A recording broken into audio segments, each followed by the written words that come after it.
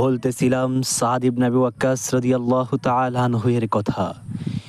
একদা সাদ সাদ ইবনে আবি ওয়াক্কাস রাদিয়াল্লাহু তাআলা আনহু রাসূলুল্লাহ সাল্লাল্লাহু আলাইহি ওয়াসাল্লামের আদেশে ইসলাম প্রতিষ্ঠা করার জন্য তিনি আফ্রিকার প্রান্তরে অবতরণ করলেন। যখন তিনি আফ্রিকার ওই সমুদ্রের সামনে তিনি অবতরণ করলেন তার সঙ্গীদেরকে নিয়ে, তখন আফ্রিকার জালেম শাসক জালেম বাদশাহ ওই সমুদ্রের সমস্ত নৌকাগুলো উঠিয়ে নিয়ে নিলেন।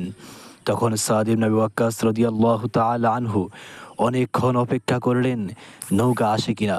তখন তিনি দেখতে পেলেন কোনো নৌকার কোনো খোঁজখবর নেই। তখন সাদ ইবনে আবি ওয়াক্কাস রাদিয়াল্লাহু তাআলা আনহু সমুদ্রকে ডাক দিয়ে বললেন, এই সমুদ্র, তুমি যার নামে প্রবাহিত হও, যার নামে তুমি চলো, আমি ওই মালিকের একত্ববাদকে, ওই মালিকের দিনকে প্রতিষ্ঠা করার জন্য এই আফ্রিকার ভূমির মধ্যে অবতরণ করলাম। তুমি আল্লাহর করুণায়, আল্লাহর আদেশে তুমি আমাকে পার হওয়ার ব্যবস্থা করে দাও। তখন সঙ্গে সঙ্গে সমুদ্র পেটে অনেকগুলো রাস্তা হয়ে গেল। তখন সাদ ইবনে আবি ওয়াক্কাস রাদিয়াল্লাহু তাআলা আনহু তার সঙ্গীদেরকে নিয়ে ওই সমুদ্র পথ পাড়ি দিলেন। ওই পারে যাওয়ার পর সাদ ইবনে আবি ওয়াক্কাস রাদিয়াল্লাহু তাআলা আনহু তার সঙ্গীদেরকে বললেন, তোমাদের মধ্যে কি এমন কেউ আসো যার কোনো জিনিসপত্র এই সমুদ্রের মধ্যে পড়ে গিয়েছে? তখন এক সঙ্গী বলল, আমার একটি বাটি পড়ে গিয়েছে। অন্য একটি বলল, আমার এই জিনিসটা পড়ে গিয়েছে। তখন সাদ ইবনে আবি ওয়াক্কাস রাদিয়াল্লাহু তাআলা আনহু বলেন, যদি তোমাদের সুই পরিমাণ জিনিস এই সমুদ্রের মধ্যে পড়ে যায়, আমি তোমাদেরকে ওই জিনিসটা আনিয়ে দেব।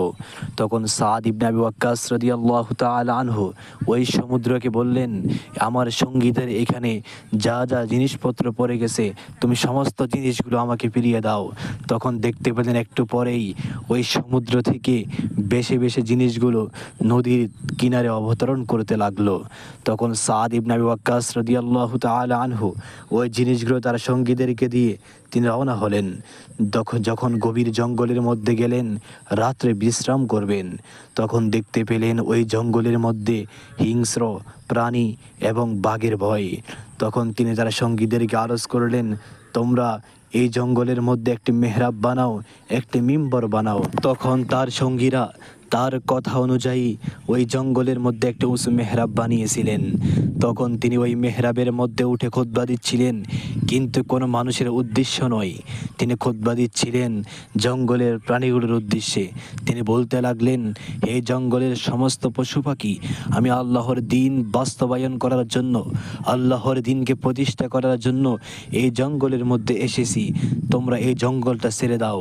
তখন কিতাবের মধ্যে এসেছে ওই জঙ্গলের সমস্ত বাঘগুলো, সমস্ত হিংস্র প্রাণীগুলো ওই রাতের মধ্যে পালিয়ে গিয়েছিল। এমনকি যে গর্ভবতী পশু পাখি রয়েছে ওই গর্ভবতী পশু পাখিগুলো পালিয়ে গিয়েছিল।